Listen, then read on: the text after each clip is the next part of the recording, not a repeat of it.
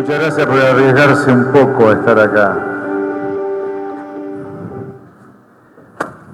Bueno, nos sentamos, José Luis. Buenas noches a todos. Muchas gracias por venir en estos tiempos de pandemia y arriesgarse hasta aquí. Estamos con todas las medidas de bioseguridad correspondientes. Le agradecemos también a José Luis. Bueno, me presento, mi nombre es Clemente Babot, soy el director del área de políticas públicas de Federalismo y Libertad y voy a tener el honor de moderar este pequeño panel con José Luis, presentar su libro. Bueno, Fundación Federalismo y Libertad, sin gas, sí, Fundación Federalismo y Libertad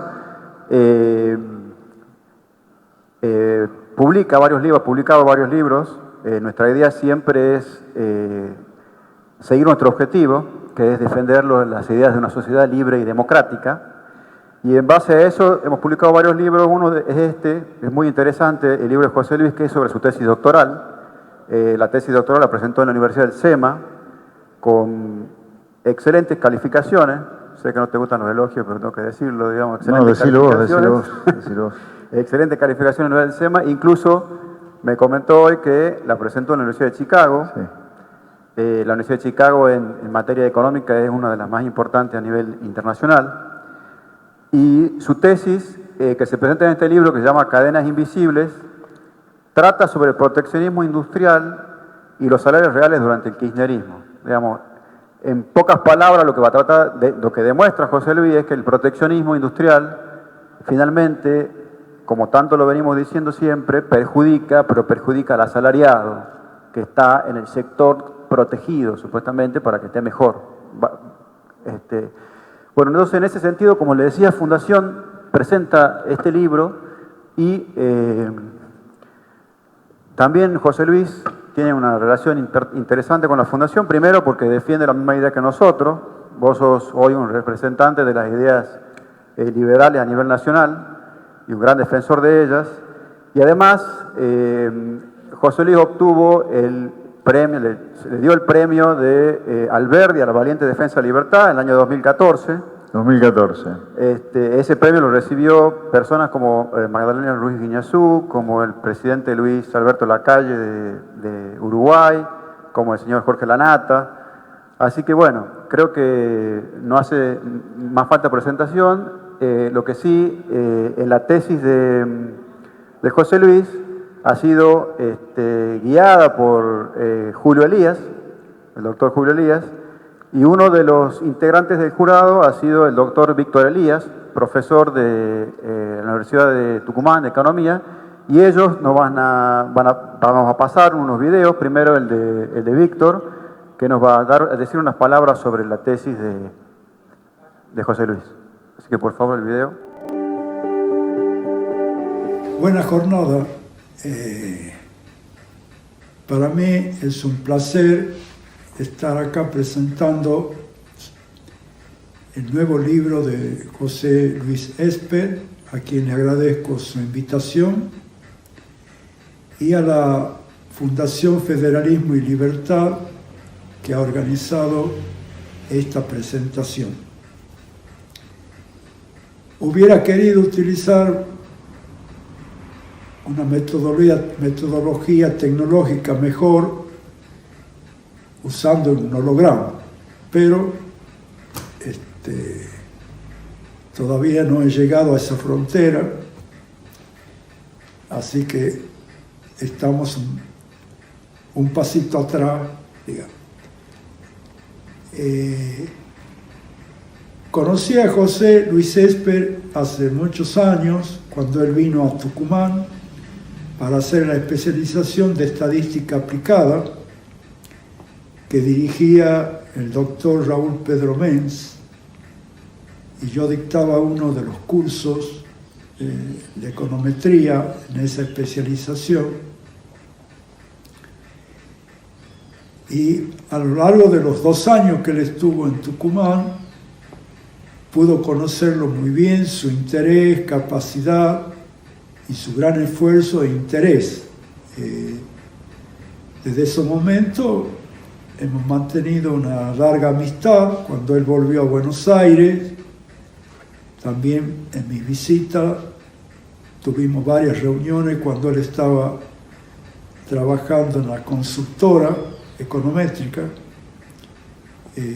y luego cuando él ya trabajó por su cuenta, y también en algunas oportunidades que él participaba de la discusión pública de algunos temas de la economía argentina. Es muy interesante, para mí fue un gran honor haber participado del jurado de la tesis doctoral que se aprobó más o menos en abril del año pasado, participar activamente en todo su trabajo. Esta tesis es el núcleo principal del libro, que trata sobre la política comercial en Argentina y sus efectos en los salarios. Pude interactuar mucho con el director de su tesis y los otros miembros del jurado en diversas reuniones, y con José Luis, quien en forma muy rápida y efectiva hacía frente a todos los comentarios.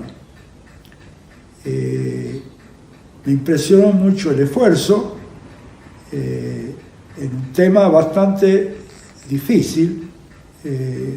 La política comercial, antes había participado un poco en las discusiones sobre tarifas, uniones aduaneras, distintos efectos del comercio sobre la economía.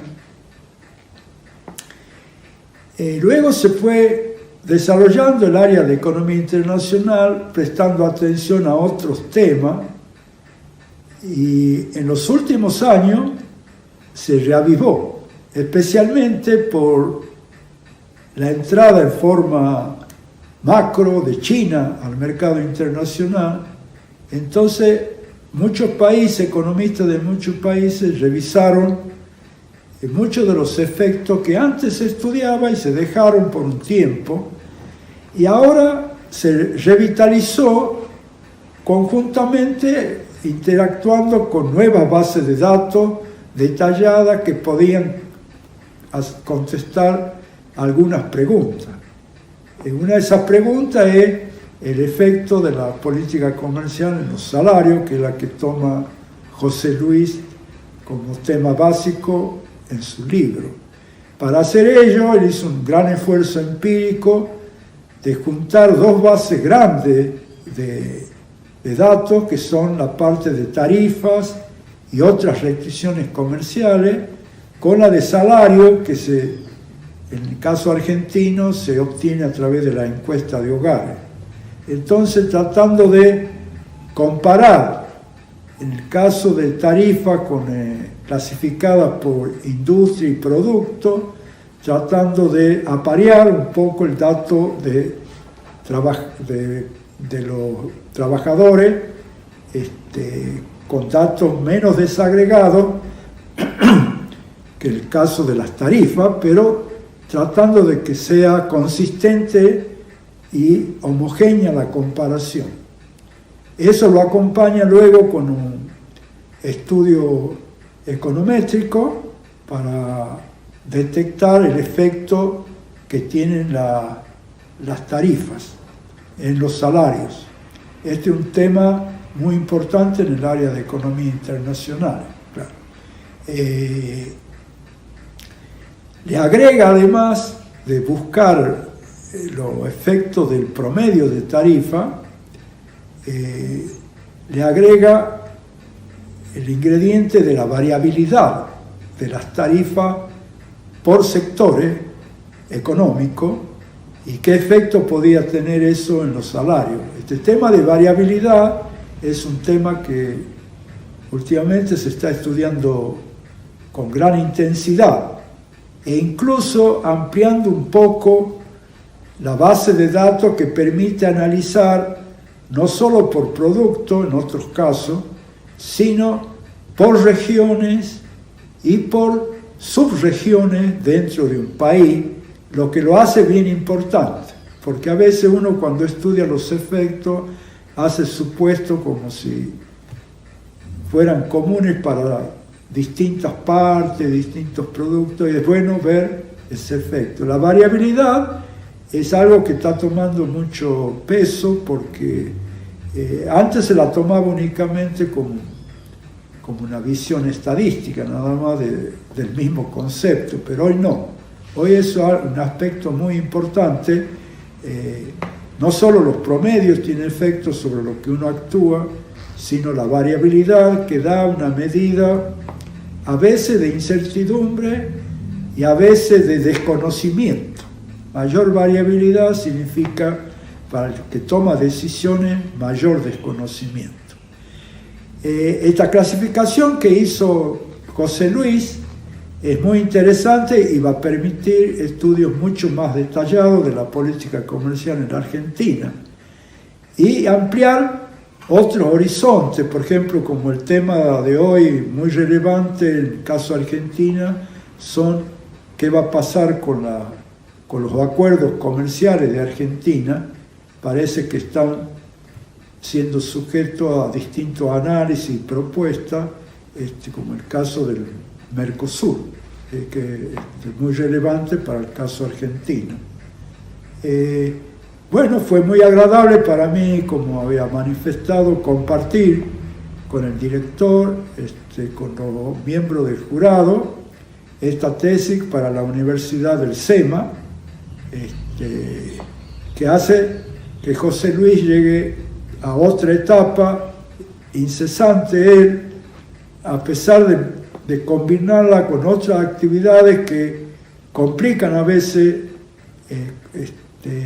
el área de trabajo académico.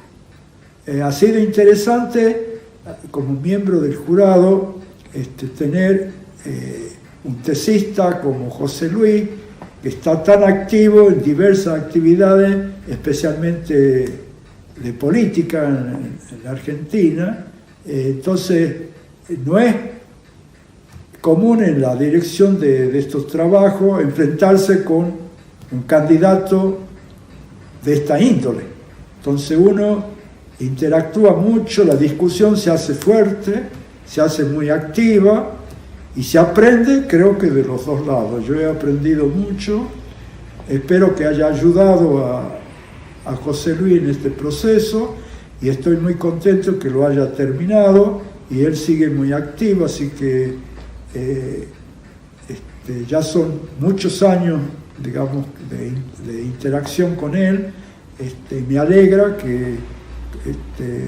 de que haya logrado esta graduación del doctorado de la Universidad del SEMA, que es muy importante. La Universidad del SEMA, muy prestigiosa, que tiene unos grandes antecedentes en los estudios macroeconómicos, tiene un conjunto de profesores muy importante, así que, bueno, me alegro de haber participado de este proceso y le deseo mucha suerte y muchos saludos a todos los presentes. Les pido perdón de no estar presente en forma real, pero bueno, uno tiene constantemente estar decidiendo entre lograr preservar, digamos, ciertas reglas cuando hay este tipo de pandemia, pero bueno, creo que la informática nos ha provisto de muchos mecanismos como para que no nos limite tanto los contactos. Que tengan una muy buena jornada.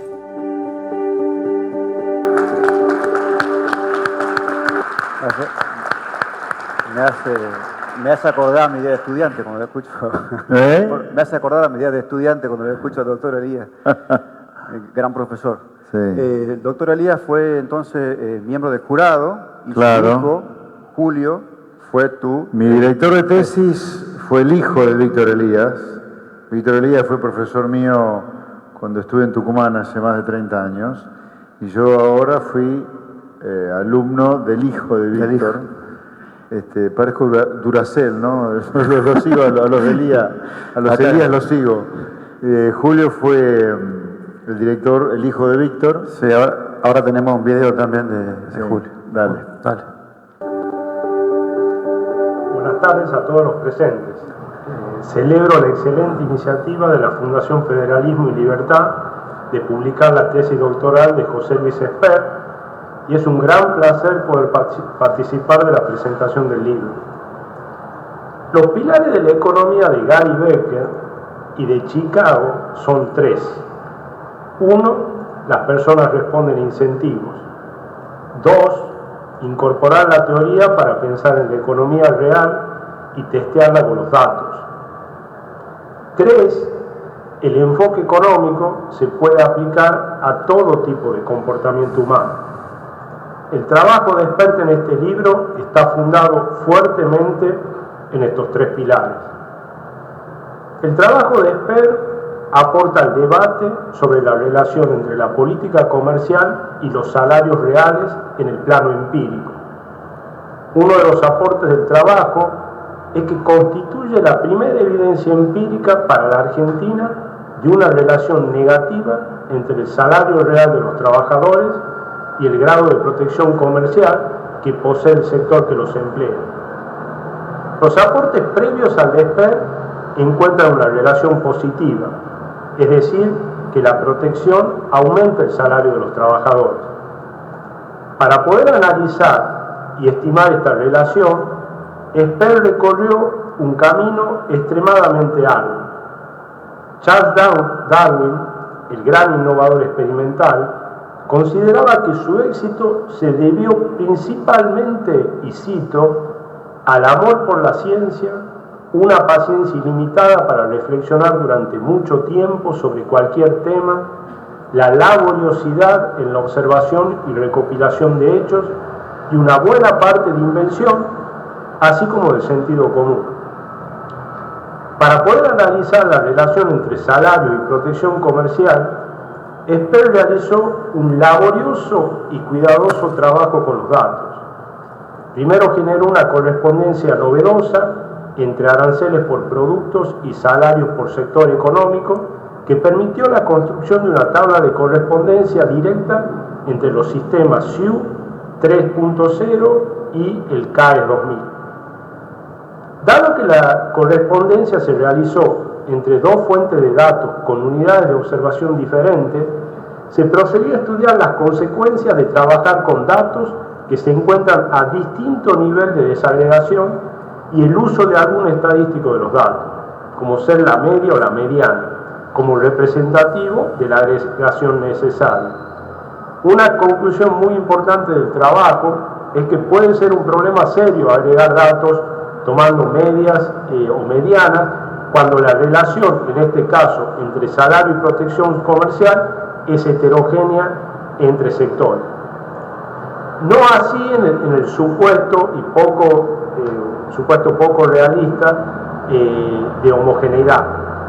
Otro aporte es la utilización de toda la información y la incorporación de esta información de las barreras no tarifarias provenientes de la población del sistema armonizado.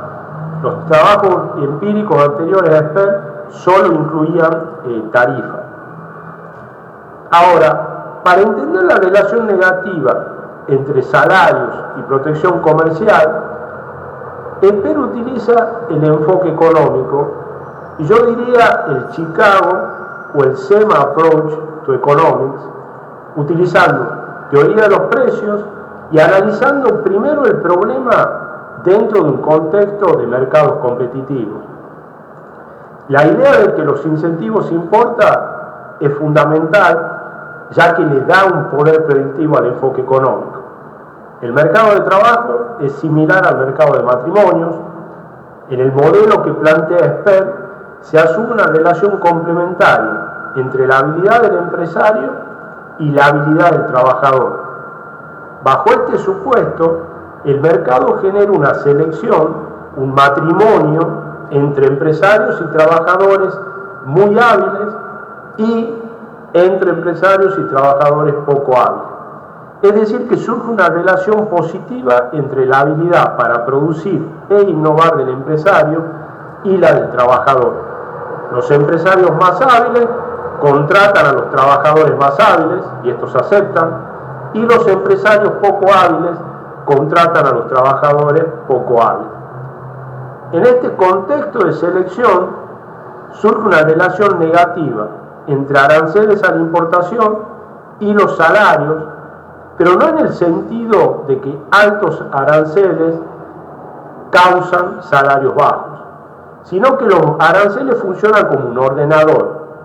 En actividades donde existen altos aranceles a la importación, se observarán empresarios y trabajadores menos hábiles cobrando salarios más bajos que en aquellos sectores donde haya bajos aranceles a la importación. En su lecture inaugural del Collège de France, el economista Philippe Agnon, quien visitó Tucumán en el 2019, invitado por mi padre, ilustra de forma explícita la distinción entre los empresarios que resultan fundamentales para el progreso económico y los que resultan negativos, comparando a Steve Jobs con el empresario mexicano Carlos Slim. Esper toma esta idea y la utiliza para analizar el impacto sobre los mercados de trabajo. Es decir, para el progreso económico, en el que se incluye el bienestar de los trabajadores, hacen falta más Steve Jobs. La protección comercial atrae empresarios que deben dedicar demasiado tiempo a lidiar con las regulaciones y muy poco a la innovación, lo que afecta negativamente a la productividad. Muchas veces se hablan de sectores creativos que es conveniente promover. El análisis de Esper implica que es fundamental que se genere un buen marco para la creatividad y la innovación en todos los ámbitos y sectores, no solo en algunos sectores en particular. Una economía con menores impuestos y regulaciones, con mayor apertura comercial, es una economía más dinámica y con mayores oportunidades para la innovación, lo que atrae y motiva a mejores empresarios. Las personas que nos rodean son fundamentales para el desarrollo en cualquier ámbito. Charles Darwin, luego de su visita a las Islas Galápagos y notar que las plantas y animales diferían radicalmente entre islas que tenían similares características, señala, y cito: "Durante mucho tiempo me pareció esto una gran dificultad, pero nace en gran parte del error profundamente arraigado de considerar las condiciones físicas de un lugar como las más importantes, cuando es indiscutible que la naturaleza de otras especies con las que cada una tiene que competir es un factor del éxito por lo menos tan importante como aquellas, y generalmente muchísimo más. Es decir, son fundamentales la calidad de los actores económicos que nos rodean. En este libro, Esper muestra cómo este fenómeno afecta a los trabajadores y a los empresarios de los distintos sectores económicos. Para comprender correctamente este proceso, se requiere una gran capacidad de combinar teoría con los datos, que es lo que hizo José Luis. El análisis que realiza Esper en este libro es algo valioso y con implicancias de suma importancia para el desarrollo económico y para el bienestar de las personas. José Luis, te felicito nuevamente por el trabajo y felicito a la Fundación Federalismo y Libertad por esta excelente iniciativa. Muchos saludos y que tengan una jornada muy productiva. Muy bien. Bueno, muchas gracias. Luis Rosales, presente. Bueno, Luis Rosales, compañero, ¿no? Sí, ahí te acercamos al micrófono para decir unas palabras con respecto al trabajo de José Luis. Verlos a ustedes, a todos con barbijo, en un salón enorme, con un tercio del aforo, en un día muy particular, con emociones muy contrapuestas, ¿no? La necesidad de cuidarnos del virus y del populismo, y cómo compatibilizar esas dos cosas. Entonces, ¿por qué vinimos al Tucumán? A mí me gusta decir al Tucumán. No sé si a los tucumanos les gusta que les digan el Tucumán. Mientras no digan la casita de Tucumán, está todo bien. Pero no, le da una, para mí, como una perspectiva histórica impresionante cuando uno dice el Tucumán. Lo voy a seguir diciendo, si no les molesta. Estoy en el Tucumán.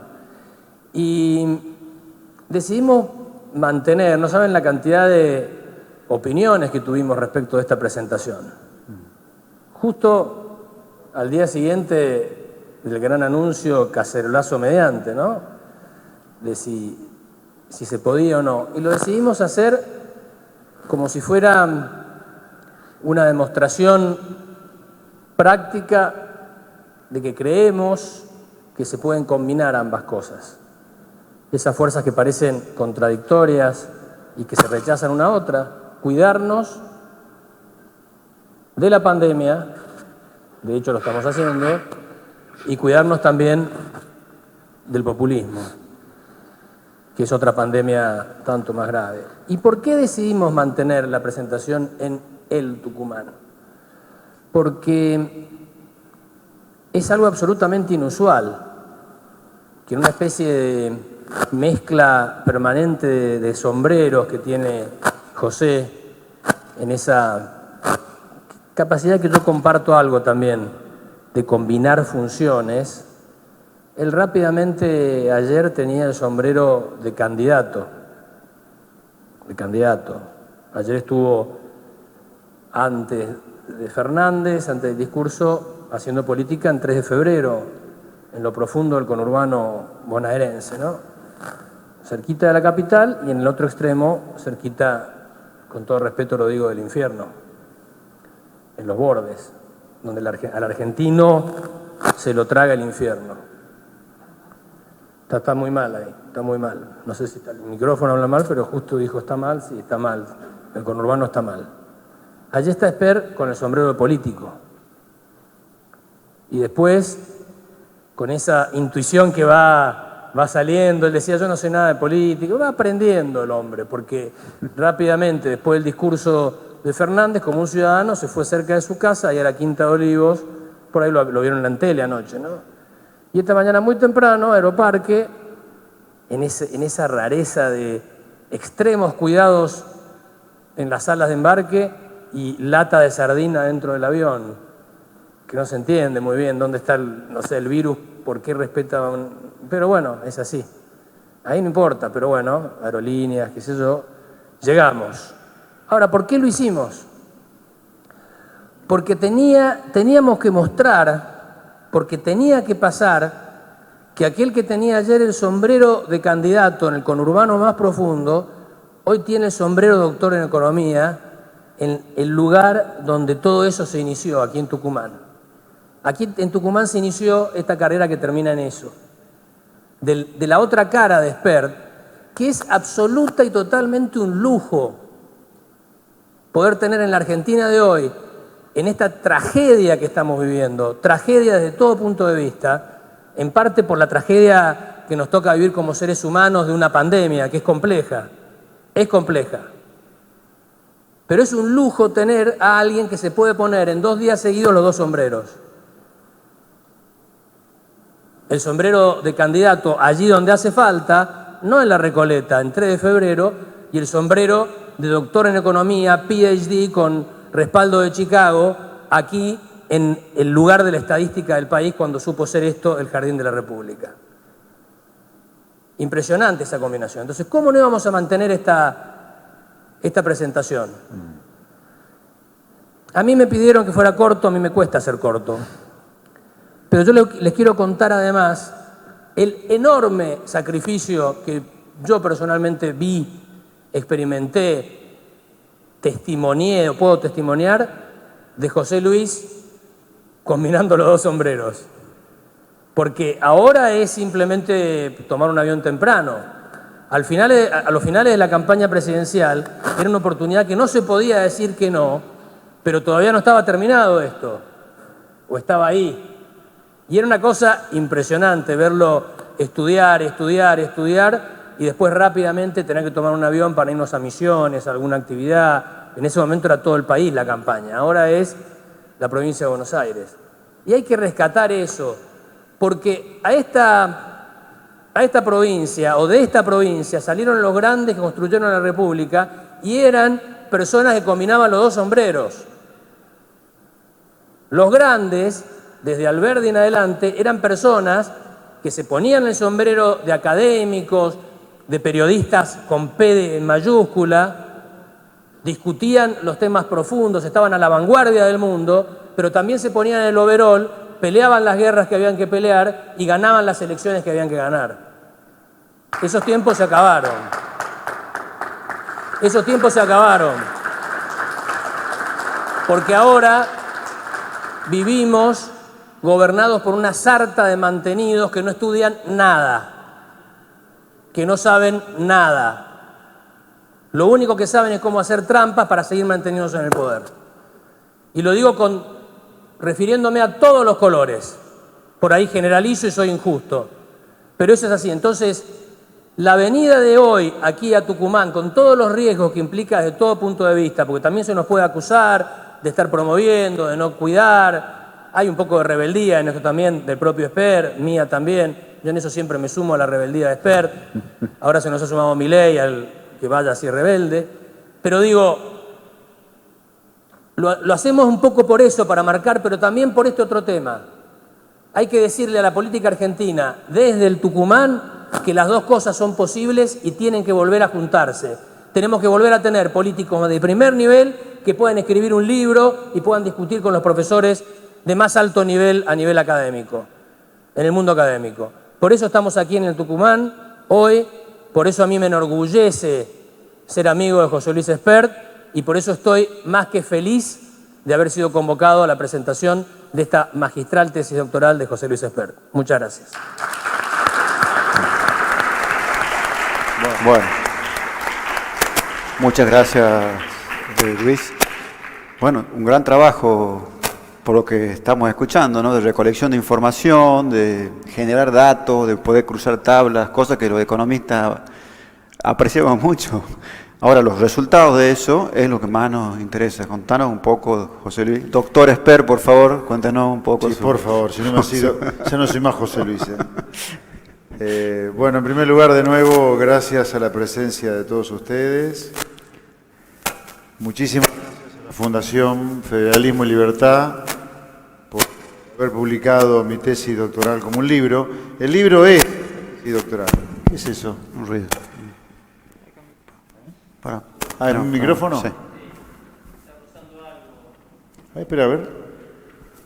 Déjalo por acá en todo caso, si veo que cuando me siento a lo mejor, ¿no? ¿Pero se escucha ahí o no? No, ahí sí. ¿Sí? ¿Se escucha? A ver.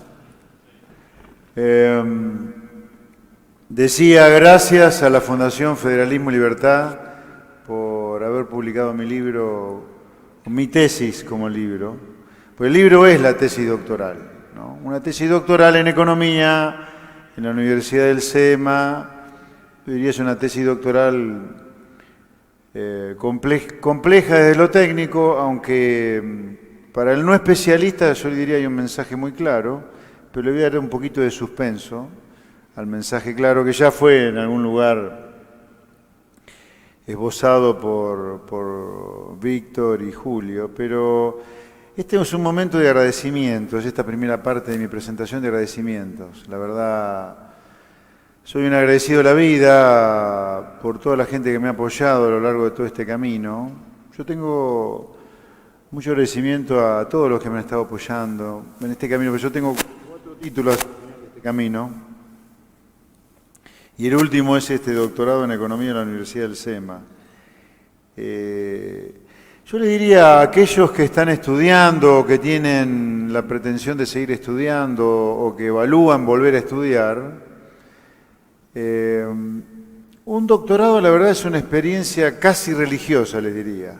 O al menos la experiencia que yo viví en el SEMA, con Julio Elías como director de tesis, su papá como miembro del jurado de tesis, los otros 2 miembros del jurado de tesis. También es un doctor en economía en Chicago, Alejandro Rodríguez, el hijo de Carlos Rodríguez, el que fue viceministro de Economía de Carlos Menem. Y el otro miembro del jurado fue Daniel Lema, también doctorado en Economía en la Universidad del SEMA, un brillante economista, muy especialista en temas agropecuarios. Realmente quien lo lee es un libro abierto en temas agropecuarios. Así que fue un jurado realmente con el cual aprendí muchísimo. Pero es una experiencia religiosa, una tesis doctoral, porque cuando uno cree que está por terminar algo, seguro que aparece algún director del jurado o un miembro del jurado, el director no tanto, los jurados, y te piden una cosa nueva cuando vos crees que está y ya está. Son 6 meses más o 3 meses más de trabajo. Imagínense en la campaña 2019, campaña presidencial, habiendo lanzado la candidatura prácticamente cuando comenzaba el 2019, combinar una campaña con todo lo que fue el 2019 más la tesis, fue algo realmente muy duro. Mi familia, sin duda que fue un gran apoyo para mí, enorme apoyo, en particular mi esposa Mechi, a la cual le dediqué la tesis a Mechi, mi esposa, y el libro también. En la dedicatoria es muy cortita, dice: para Mechi, ella sabe por qué. Pues la verdad que lo que Mechi me apoyó, y diría hasta me aguantó, durante el 2019 yo prácticamente fui un holograma, como decía Víctor, ¿no? Estuve muy poco en casa. Yo diría también, entre los agradecimientos particulares, además de todos los profesores que tuve en el SEMA, ya que estuvo Luis Rosales antes, yo le agradecí siempre mucho a Luis, no solo porque lo adoro como amigo, sino porque además, sin él, no hubiéramos terminado la campaña 2019 y hubiera naufragado el proyecto. Hoy estamos donde estamos, dando vuelta por la provincia de Buenos Aires y por la ciudad de Buenos Aires, haciendo campaña, en parte porque él mantuvo a flote el barco de las ideas liberales que políticamente se habían lanzado o relanzado en el 2019, después de 30 años que no había un candidato abiertamente liberal, que defendía sin vergüenza las ideas liberales y que en los debates decía así: somos liberales y vamos a hablar de liberalismo en la Argentina. E hicimos toda una plataforma bien liberal con eso. Así que gracias a Luis por haber mantenido el barco a flote, gracias por tu amistad, por supuesto. Es un gran tesoro que tengo en mi vida en los últimos años. Yo me siento bastante tucumano, debo decirle, no solo porque soy provinciano, porque soy nacido en Pergamino, provincia de Buenos Aires, y vivo en provincia de Buenos Aires, porque yo estuve acá estudiando en Tucumán, y no es casual que a lo mejor mi director de tesis ya está terminado siendo un tucumano, y dentro del jurado haya estado también otro tucumano como Víctor Elías. Y para mí es un enorme placer estar acá, soy muy feliz de estar acá con ustedes, porque quiero mucho a Tucumán. Yo le diría, para darle un poquito de suspenso adicional al resultado final de la tesis, que ya fue en parte por Víctor y por Julio Elías, diría, una tesis doctoral es un aporte supuestamente sustantivo a la ciencia en la cual uno está haciendo la tesis. Espero que el mío sea sustantivo, yo no me animo a calificarlo. Lo único que sé, que casi se me va la vida con la tesis doctoral por el esfuerzo que costó. Para un especialista a lo mejor es un poco árido lo que les voy a decir, pero la tesis tiene un aporte que ahí Julio lo decía. Los economistas tenemos que tener mucho cuidado cuando trabajamos datos con medias o medianas, agregamos alegremente datos y hacemos regresiones, porque cuidado que uno puede estar provocando una alteración, una corrupción de la verdadera relación que está detrás de las variables que uno agrega cuando trabaja datos, ¿no? Yo tenía 2 fuentes de datos completamente diferentes para trabajar en cuanto a la frecuencia.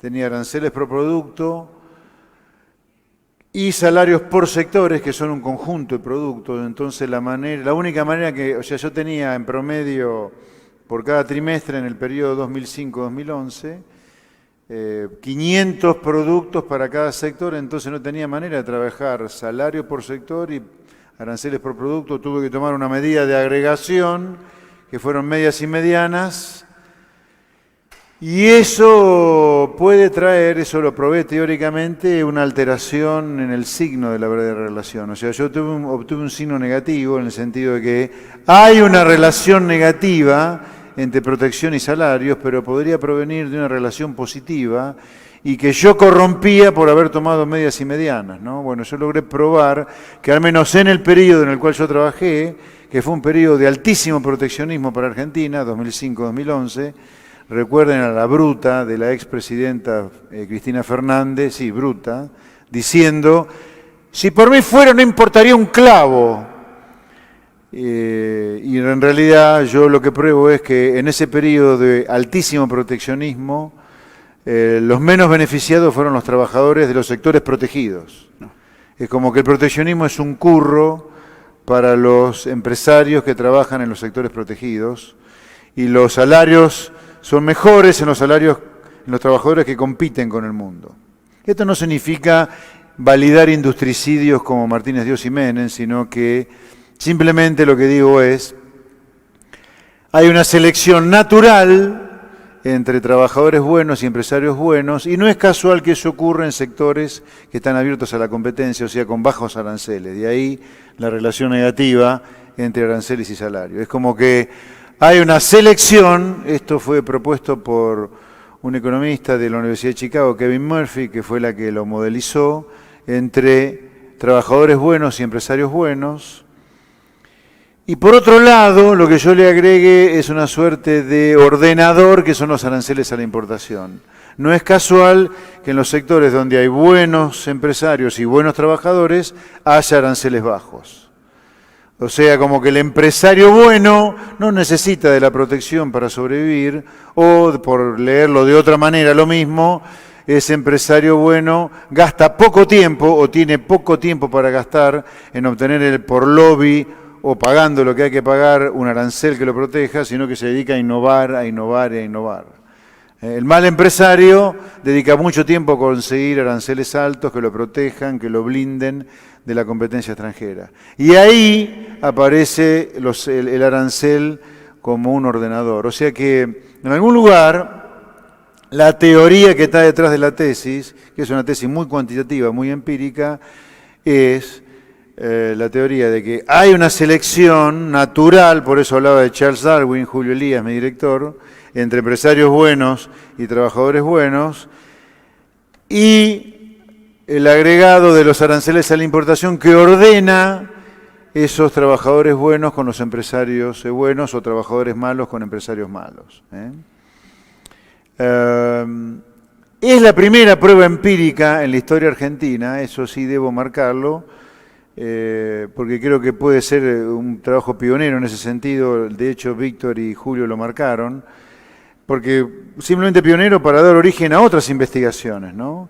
Pionero en el sentido que es la primera prueba econométrica que hay de una relación negativa entre protección y salarios. Que es la antítesis de lo que Argentina viene haciendo como país. No sé, si hay algo que Argentina ha hecho en el último siglo de decadencia, que no es casual, es justamente poner a la sustitución de importaciones como el pilar del trono, digamos, ¿no? Entronizar la sustitución de importaciones como el eje de todo el desarrollo productivo de Argentina. Y esto lo que demuestra es bullshit, mentira, no es así. Eso es un curro de aquellos lobistas que viven solo del proteccionismo.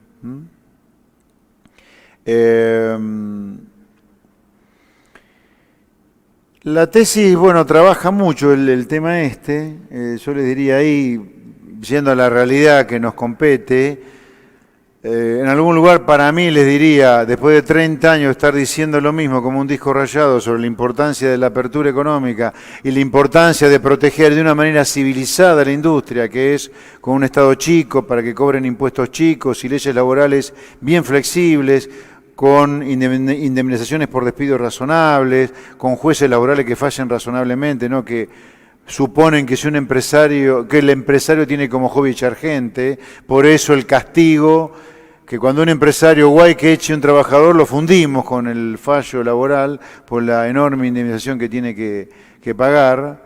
La tesis en algún lugar advierte que la protección industrial o la sustitución de importaciones es, yo diría, la estafa más grande de la historia económica de Argentina.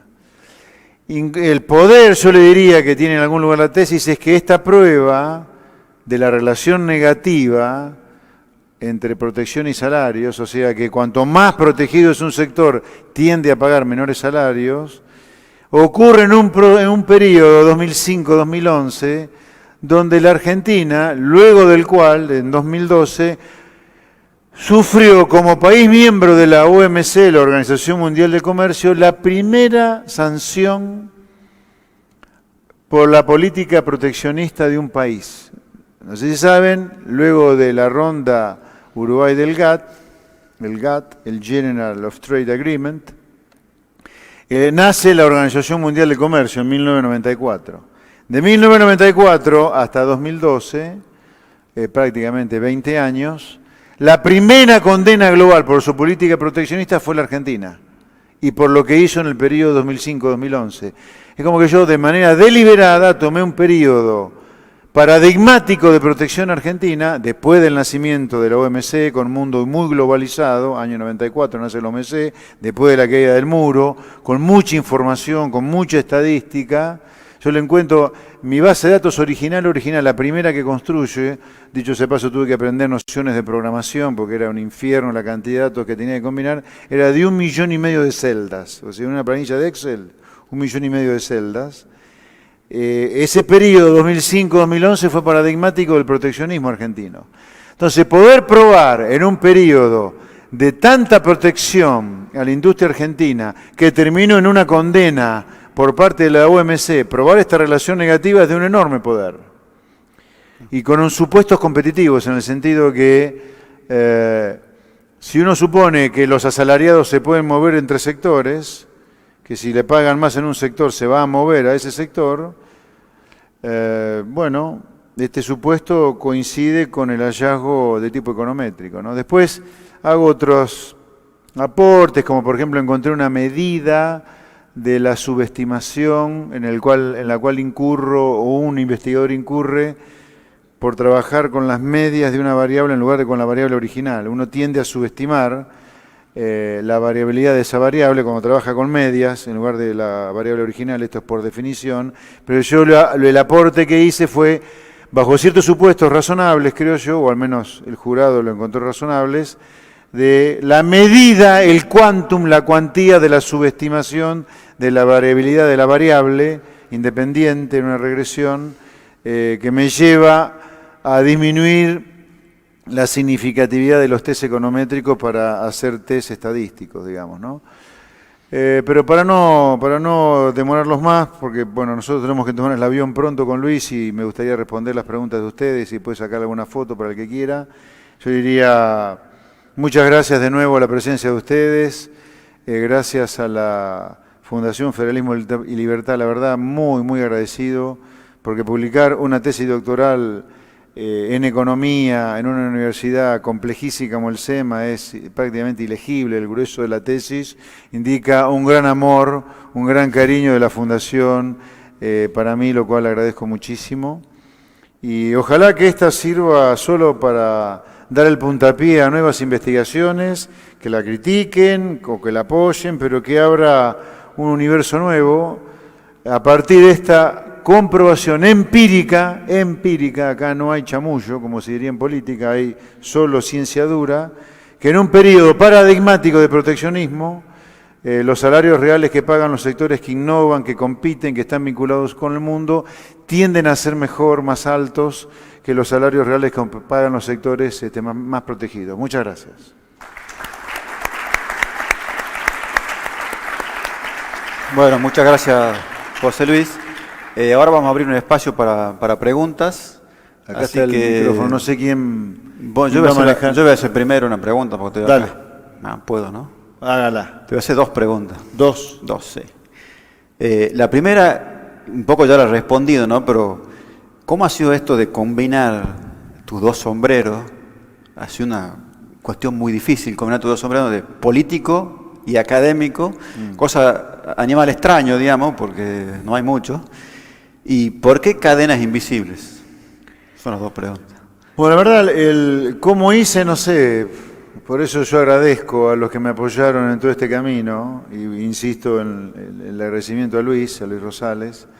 Yo, la verdad que no sé, salió, qué sé yo. Sí, yo, la verdad, en 2019 creo que dormí en promedio 3 horas por día durante todo el año, no más. Porque obviamente la tesis llevó mucho trabajo y hacer una campaña presidencial desde la nada y con muy poquitos recursos como fue el 2019 fue casi inhumano. Tan inhumano que cuando terminó la campaña, eso fue octubre de 2019, mi esposa me dice, ya al médico hacerte un chequeo general, vos no puede ser que resista esto. Y afortunadamente el chequeo salió todo bien. De ahí que mi secretaria Jimena, a lo cual algunos de ustedes conocen, me dice que tengo sangre verde, ¿no? Que soy medio extraterrestre. Así que, ¿cómo salió? No sé, salió bien. Yo lo único que hago es agradecer cuando las cosas salen bien, la verdad, a los que me apoyan. Después la otra pregunta ¿Por era? qué cadenas invisibles? Ah, bueno, no, eso es mérito de la editora del libro, de la que hizo la tapa, más José Guillermo Godoy. Es mérito de ellos. A ver, ¿por qué mérito de ellos? Idea de ellos, que me pareció piola, cadenas invisibles porque en algún lugar, es lo que yo le decía, el proteccionismo industrial creo que es la estafa ideológica más grande de la historia argentina. ¿Por qué? Porque es una cadena que no está tan clara. La cadena de la esclavitud impositiva, lo que estamos en blanco la conocemos bien. Prácticamente cobramos el salario por una ventanilla y por la otra, durante 6 meses de 12 que tiene el año, la depositamos en la cuenta del Instituto Recaudador, llámese AFIP, ARBA, o no sé cómo se llama en Tucumán, el Instituto Local de Recaudación. La esclavitud impositiva la sentimos bien. La esclavitud explícita o de la cadena explícita de lo que son las mafias sindicales lo conocemos todos los que hemos tenido una empresa.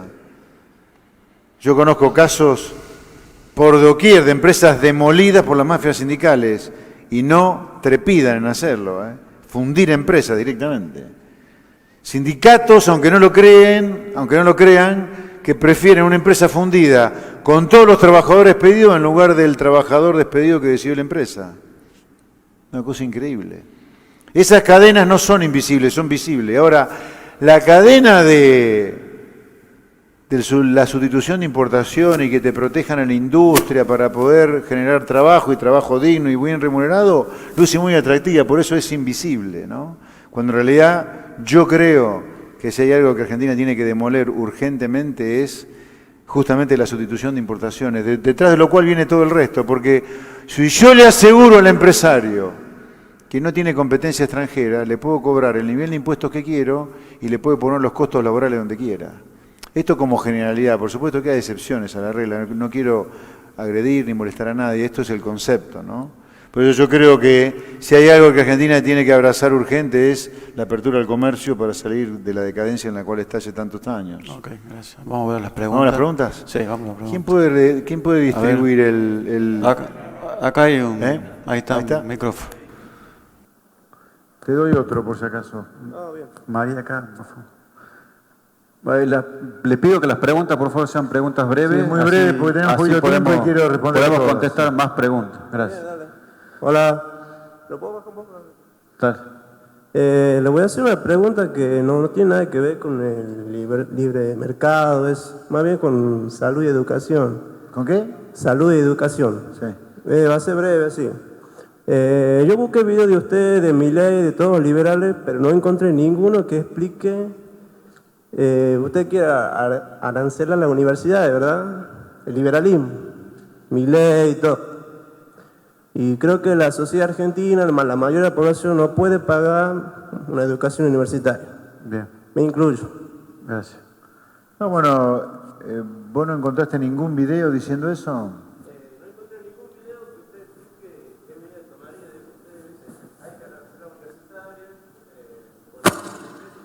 Bueno, se ve que te perdiste algo muy importante, que fue lo que yo dije en los debates presidenciales. En los debates presidenciales yo dije sí que había que arancelar y expliqué por qué hay que arancelar. Estoy hablando... ¿Cómo? No, bueno. La Universidad de Buenos Aires, hay censos que dicen que el 80% de los alumnos de la Universidad de Buenos Aires son gente de clase media a media alta. Sí, justamente, por eso digo... ¿Sí? ¿Me vas a dejar contestarte la pregunta? ¿O no? O si querés hablar vos, no tengo problema. Ok. Nada es gratis en la vida, nada. Todo cuesta, ¿ok? O sea, que alguien está pagando la universidad pública. Y a mí me parece muy injusto que un chico pobre, que a lo mejor nunca va a ir a la universidad, cuando va a comprar el sachet de leche, pague 21% de IVA para financiar la universidad pública de gente de clase media que sí podría pagarla. Entonces, el arancelamiento está circunscrito solamente para financiar un programa de becas de los que pueden pagar la universidad para los que no pueden pagar la universidad, sujeto a las notas que tengan. Entonces, lo que hay que tener claro que no hay nada gratis, que todo cuesta. Y repito, para que quede más claro, me parece muy injusto que gente pobre, abandonada, marginal, en muchos lugares de la Argentina, con ya 50% de pobres, que no tiene ninguna chance de ir a la universidad, esté financiando la universidad de gente que sí la puede pagar.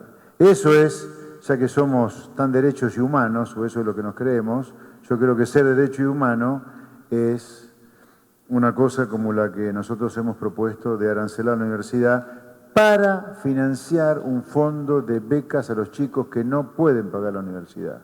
Es más, nosotros fuimos más allá en los debates presidenciales. Propusimos la creación de un fondo gigantesco de becas, además del arancelamiento, con fondo del presupuesto, para subsidiar los estudios de maestrías y doctorados en las mejores universidades del mundo de nuestros mejores graduados. Argentina, que tiene un presidente que desprecia la educación como este que tenemos, que vive encerrando a los chicos para estudiar, prácticamente no manda a nadie, desde el Estado estoy diciendo, ¿no?, a estudiar al exterior. O sea, esa es la consecuencia de la sustitución de importaciones también. Queremos que el mundo es nuestro enemigo, en lugar de pensar que es nuestro amigo. Les cuento que los chinos, el supuesto comunismo chino, es de los países que más subsidia a sus egresados universitarios para realizar estudios de posgrado en el exterior en las mejores universidades del mundo. Los chinos serán comunistas, pero no son tontos, ¿no? Sí. Yo tengo una pregunta.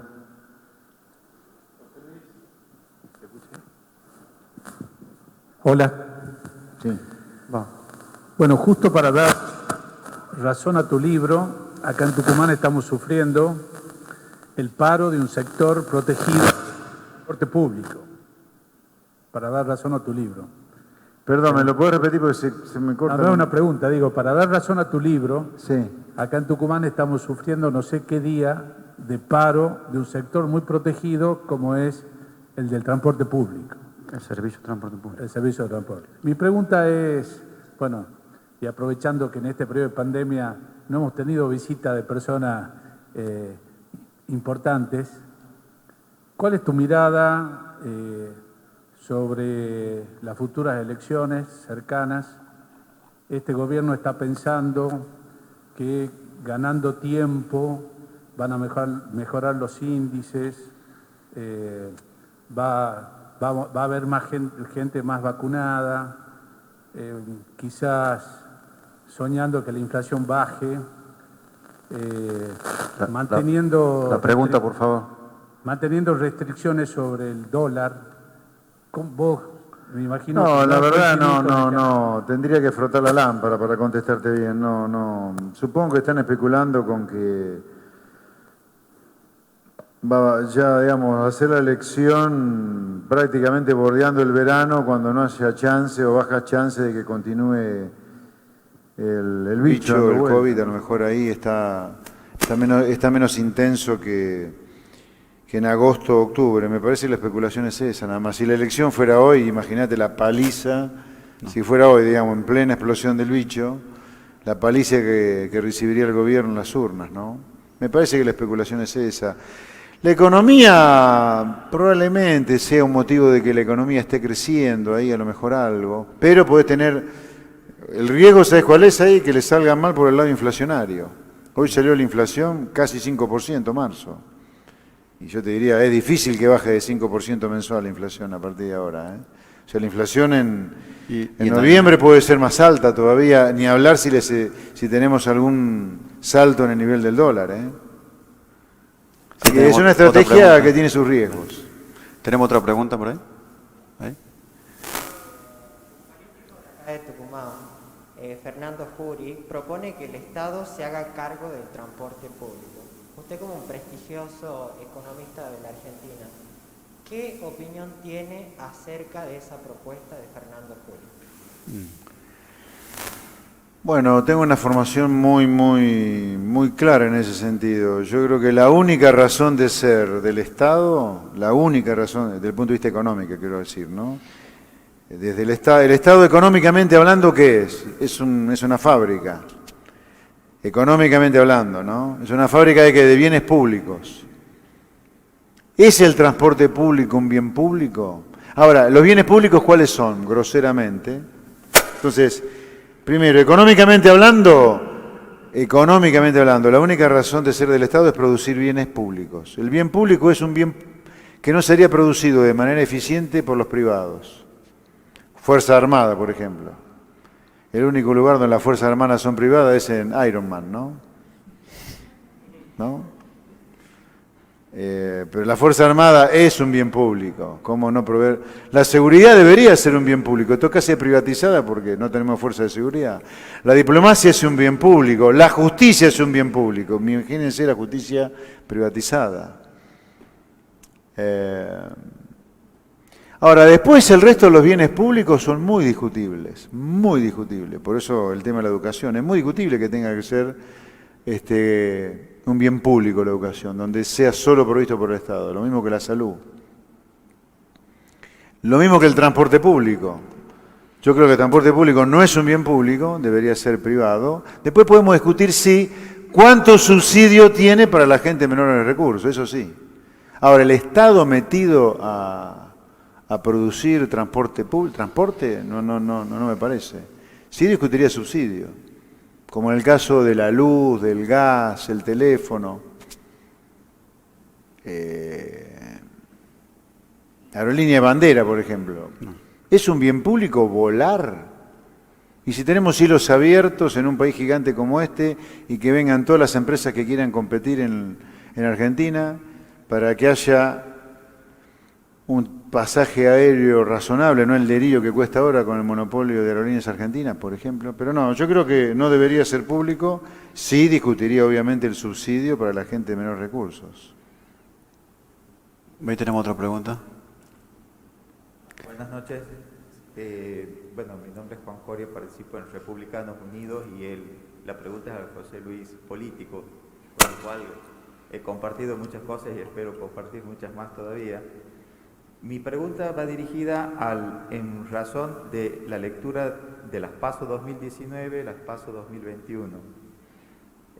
¿No creería que es más competitivo un frente electoral opositor al gobierno, al oficialismo, en donde participen todas las fuerzas políticas opositoras, o imagina que la identidad de cada grupo puede eventualmente en algún momento ser más eficiente o ser más útil para la nación que un frente electoral para ganar en el 2021? Mira, a ver, por convicción personal nuestra, cuando digo nuestra hablo de Avanza Libertad, Luis Rosales, Javier Milei y yo, nosotros tenemos la vocación de que esté toda la gente, todos los humanos que estén realmente preocupados por la decadencia argentina, en serio, y quieran demoler el muro de Berlín que hay en Argentina, motivo por el cual Argentina está yendo a ser, si sigue así, una Venezuela por los niveles de pobreza sin Maduro, encantado de la vida. Primero, debo decirle a usted y a todos los que están acá, yo soy un animal competitivo. Compito a lo que sea para ganar el lugar. Así que yo con las internas, con las pasos, no tengo ningún problema. Quien quiera competir conmigo, bienvenido. Me encanta que me desafíen. Me motiva el desafío, me motiva la dificultad, me motiva el superar obstáculos. Ya en el 2019 terminé mi tesis doctoral al mismo tiempo que estaba en una campaña presidencial. Así que la vocación de competir y ser abiertos es total. Ahora, competir con todos, pero condicionado a que la competencia sea entre casi iguales y que sea la gente la que elija el que mejor representa para la gente esas mismas ideas. Esto lo digo porque está dando vuelta la fantasía de competir adentro de Cambiemos. Nosotros no competiríamos dentro de Cambiemos. Sí competiríamos con aquellos de Cambiemos que realmente quieren demoler el muro de Berlín afuera de Cambiemos en un frente que podemos llamar, no sé, Renacer Argentina, Argentina, no sé.